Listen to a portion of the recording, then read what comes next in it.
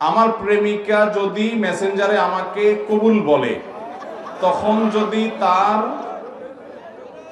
কি এটা কয়েক বছর পর আমার রিলেশন ভেঙে যায়, তখন আমাদের কি হবে? ভাইরা আমার শুনেন, আপনাদের বললাম এখানে প্রশ্ন ঢুকাবেন না, আবার প্রশ্ন ঢুকে দিচ্ছেন আপনারা।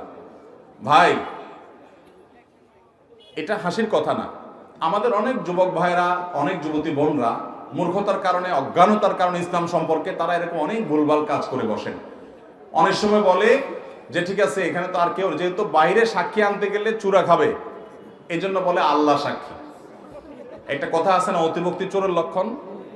বাংলা একটা কথা আছে না, অতিভক্তি কিসের লক্ষণ? এত মানুষ থাকতে তুমি আল্লাহর সাক্ষী বানাইতেছে। আরে বাবা, কি আল্লাহর ওলি যে ডাইরেক্ট আল্লাহর সাক্ষী বানাই ফেলতেছে। এই অতিভক্তিটা লক্ষণ কিসের?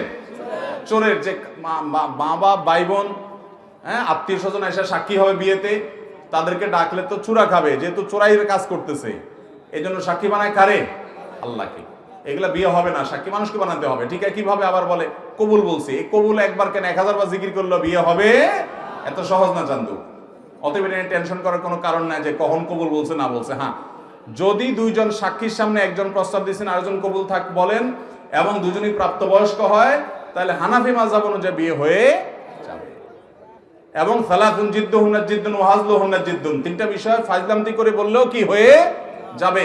অতএব সেটা ভিন্ন বিষয়। কিন্তু একা একা মেসেঞ্জারে 10,000 বার কবুল বললেও কোনো অসুবিধা, এতে বিয়ে হবে